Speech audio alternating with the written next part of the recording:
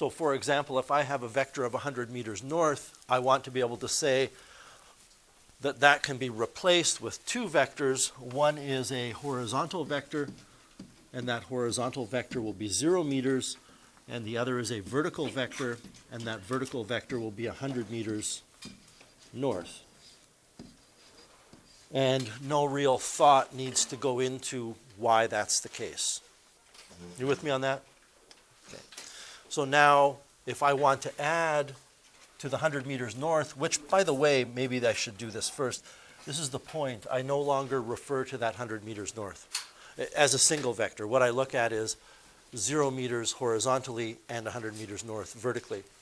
Then what I need to do is find the horizontal and vertical components of the second vector. So I've already taken care of this vector. Now what I'm talking about is this vector. So you have to be able to draw that vector. Now, the way I always write directions, it will be, unless it's north, south, east, or west, it will always be so many degrees, and then it will say north of or south of, always. That's what I always do. Sooner or later, probably by the time you get to Physics 30, you might encounter opposite situations where it's east of or west of. So I would, if you're having difficulty with the directions, I would always say it's always north of or south of, always. And what 30 degrees south of east means is you draw a line east, and then your vector will be south of it.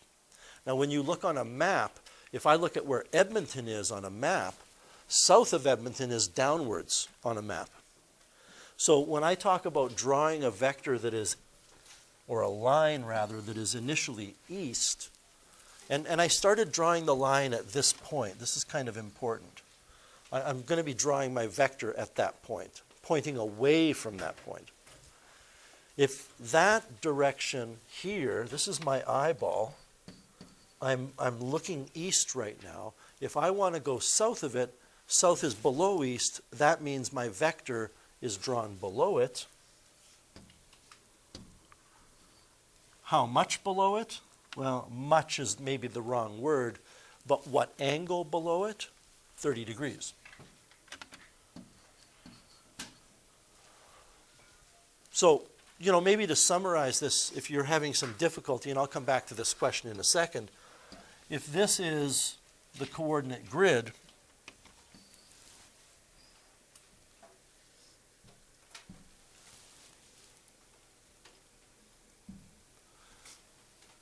you really have 4 situations. One of them is, it doesn't matter what it is, A degrees north of east. One is, say, B degrees south of east. One would be maybe C degrees north, bless you, of west. And the other one might be D degrees south of west. So when I look at the first one in the top right corner here, east is that way, north is above it. So when I draw this, I would put my A degrees here because it's north of east. If I take a look at the one right below here in the bottom left-hand corner of the screen, west is to the left on a map, and I'm always thinking from the origin. If I want to go C degrees north of that, north is above it, so I crank this vector north, and whatever the angle is, it goes there. You know, B degrees south of east, I would start by imagining a vector that is east. And I say imagining a vector that is east because I don't think you want to draw that. We're only putting it there temporarily so that we can draw the vector that is south of east.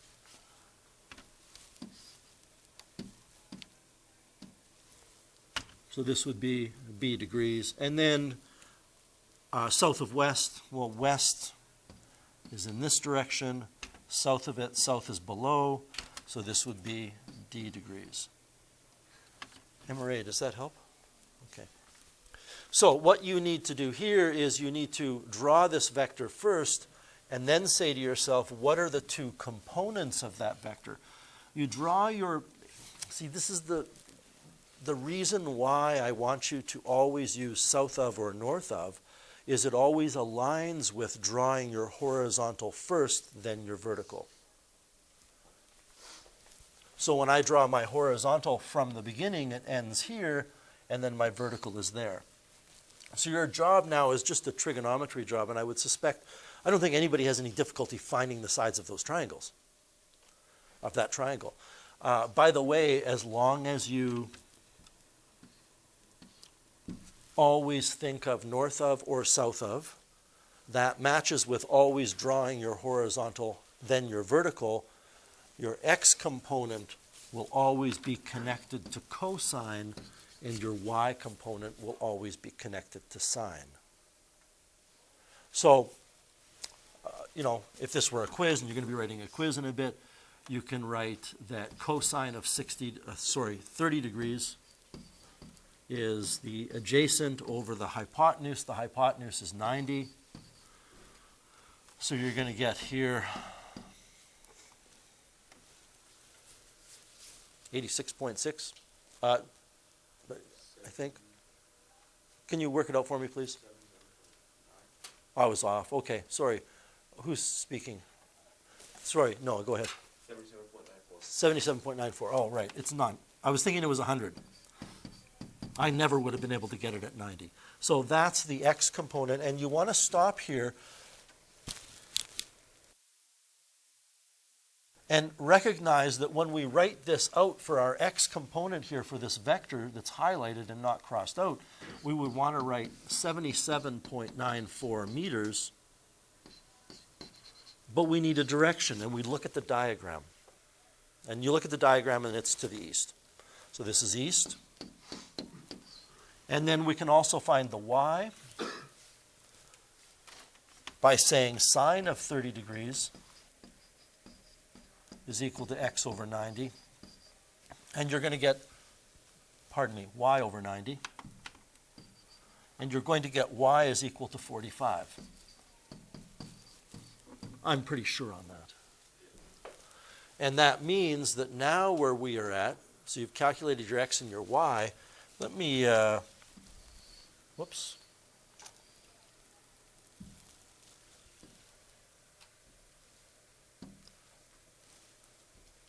Let me get this kind of out of the way.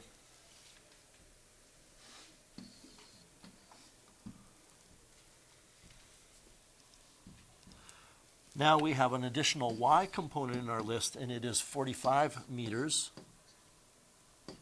And you need to look at the diagram and say it's south. Now what we're doing is we're saying we're done with this, we're done with this, we're done with this. What we want to focus our attention on are these four vectors. And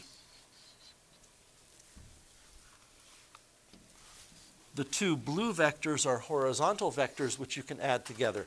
I mean, I know one is 0, but even if it was east or west instead of 0, you could add them together. We get a total x, 0 meters plus 77.94 meters east gives a total x of 77.94 meters. And what do we have? We have 100 meters north and 45 meters south.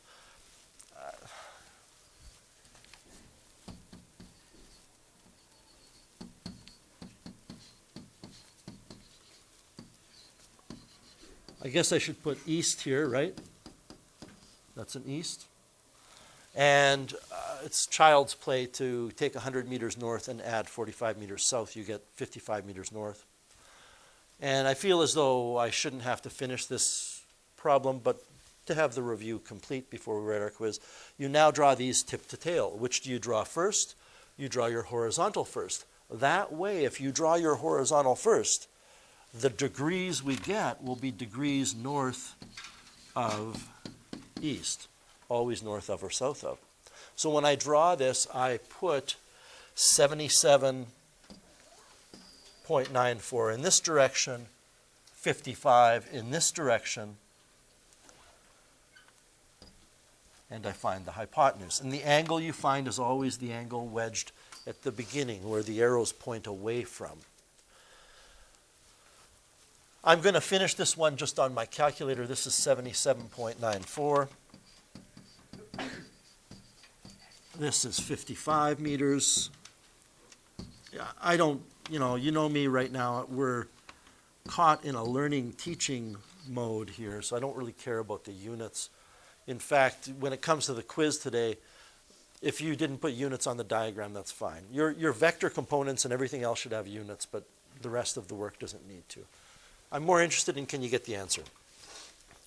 So just doing this on my calculator, which is over on my other monitor, I'm going to use the Pythagorean theorem to find the hypotenuse. I'm going to use tangent to find the angle at which that vector is pointing.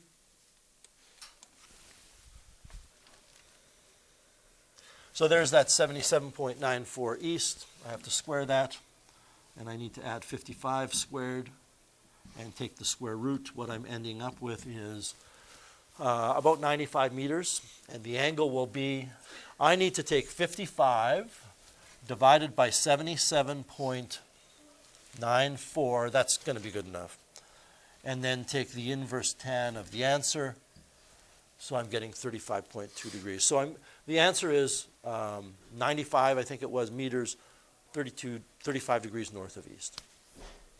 Does that do it for you guys? All right, so you can close your books. You can have your formula sheet out if you like. I don't know that there's, I guess your trigonometric ratios are on there. If you forget what tangent is, you can look it up. And we'll write the quiz, and then we're going to move on. I'll give you guys about between 10 and 15 minutes to write the quiz. It's fairly straightforward.